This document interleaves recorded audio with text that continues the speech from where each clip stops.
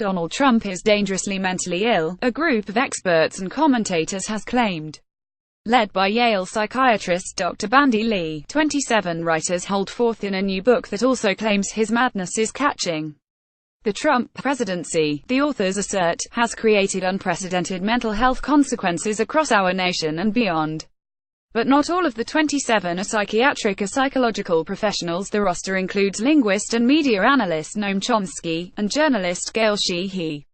The book appears to defy American psychiatry's professional body, which says doctors commenting on the behavior or alleged symptoms of a public figure violates a fundamental principle of consent. Ms. Sheehy wrote in her chapter, "Beneath the grandiose behavior of every narcissist lies the pit of fragile self-esteem. What if, deep down, the person whom Trump trusts least is himself? The humiliation of being widely exposed as a loser, unable to bully through the actions he promised during the campaign, could drive him to prove he is, after all, a killer."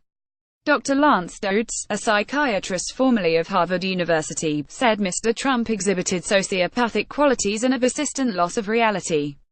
And psychologist Philip Zimbardo, referring to Mr. Trump's decision to launch an attack on military installations in Syria after the Khan Sheikhoun chemical attack, said, "We believe that Trump is the most dangerous man in the world, a powerful leader of a powerful nation who can order missiles fired at another nation because of his or a family member's personal distress at seeing sad scenes of people having been gassed to death." Dr. Lee has long complained that psychiatrists seeking to warn of what she has called Mr. Trump's dangerousness are constrained by the American Psychiatric Association's APA Goldwater rule, which states it is unethical for psychiatrists to offer a professional opinion about an individual based on publicly available information without conducting an examination in person.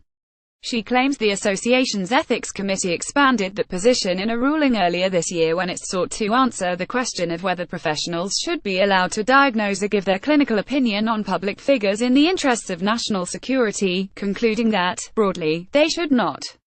Jeremy Corbyn calls out Donald Trump for pandering to racism. Dr. Lee has argued the rule should not apply if doctors believe the president presents a risk to others. Dr. Dodds has said he also rejects the Goldwater rule when it comes to Mr. Trump, calling it antiquated.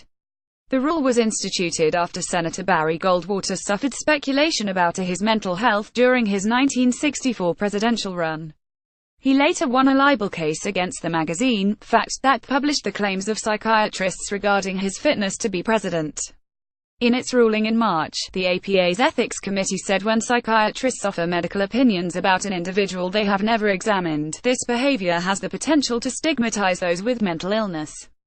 Patients who see a psychiatrist, especially their own psychiatrist, offering opinions about individuals whom the psychiatrist has not examined may lose confidence in their psychiatrist and/or the profession and may additionally experience stigma related to their own diagnoses. Specifically, patients may wonder about the rigor and integrity of their own clinical care and diagnoses and confidentiality of their own psychiatric treatment. Basing professional opinions on a subset of behavior exhibited in the public sphere, even in the digital age where information may be abundant, is insufficient to render professional opinions and is a misapplication of psychiatric practice. When a psychiatrist comments about the behavior, symptoms, diagnosis, etc., of a public figure without consent, the psychiatrist violates the fundamental principle that psychiatric evaluation occurs with consent or other authorization. Dr. James Gilligan, of New York University, argued in his contribution to the book that the issue here is not whether President Donald Trump is mentally ill. It is whether he is dangerous. Dangerousness is not a psychiatric diagnosis. Nonetheless, the Amazon.com blurb for the dangerous case of Donald Trump says it explores Trump's symptoms and potentially relevant diagnoses to find a complex, if also dangerously mad, man.